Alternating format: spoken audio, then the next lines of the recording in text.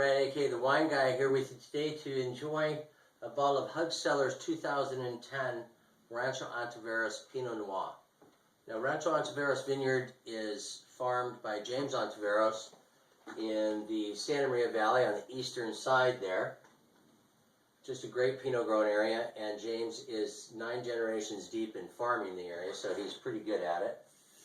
And Augie, who made this wine, is very respectful of farmers and their vineyards and loves to let the nuances of each vineyard shine through. So James does a small canopy management, which lends itself really well to whole cluster fermentation, and Augie loves to do as much whole cluster fermentation as he can.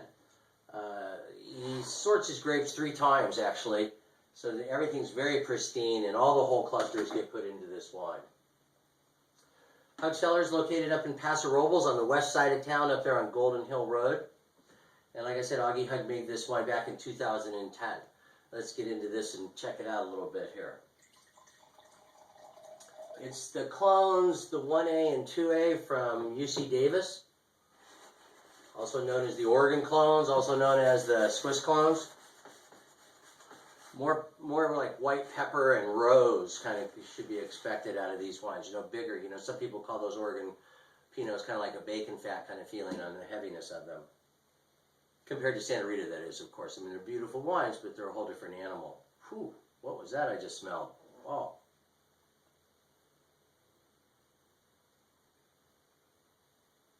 What I just smelled was violets and rose. Wet, earthy forest coming at me here. Whew. Just a gorgeous color. Deep. Not a purple, just definitely a rich Pinot color, shall we say. Almost has a black to it, but Pinot Noir, black pine.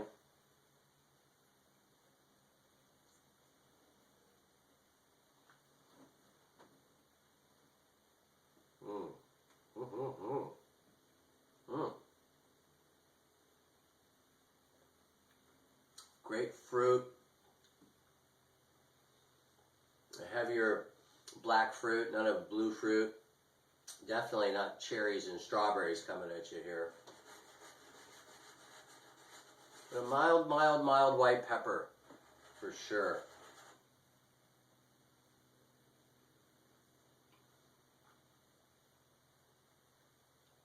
%, French oak here, 50% new, and it's there. It's definitely there. This wine has some heft and some structure to it, given all those textures out of the oak. Now, Augie learned John Albin out of the Edna Valley, and with Syrah was the first vintage they made together. And Augie didn't go to school to learn how to make wine. He just the school of hard knocks and 3 a.m. punch downs with John Albin telling him what he was doing right and what he was doing wrong. And then Augie went to work helping with some people helping him, like Garrison out of Paso Robles, and just a good student. Augie is. He pays attention when people are talking to him, and that's one of the nicest things about talking to Augie. Met him over a bottle of his Zinfandel.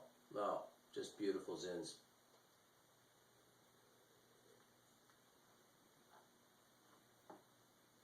Normally you wouldn't hear me talk about pairing a Pinot Noir with heavier foods, but you can get away with this with the oak texture and the aging here going on. I wouldn't want to do fatty barbecue beef ribs or anything like that, but maybe some baby back ribs. Yo, baby, that would be nice. A little linguiça sausage would actually taste good here. Cheeses, aged Gouda, the go-to with all Pinots, especially that one called Rembrandt, about a year age. But if you can get yourself some Epoisse. Epoisse is just a gorgeous cheese with this wine. Grilled vegetables of any style would work here.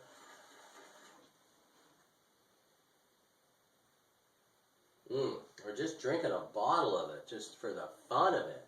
This is just a really easy drinking, appropriate wine. Nice minerality, nice acid on the finish that's not overbearing and doesn't strip you clean.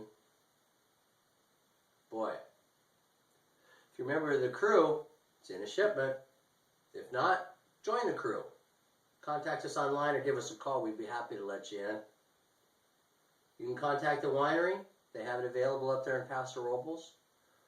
Cellars isn't available in a lot of stores or restaurants. It's pretty much a winery thing or through connections like this. Oh man. Enjoy a beautiful day like today with a beautiful bottle of wine like the 2010 Rancho Ontaveros Vineyard Cellars Pinot. Drink wine, play inside, my friends. Bye-bye.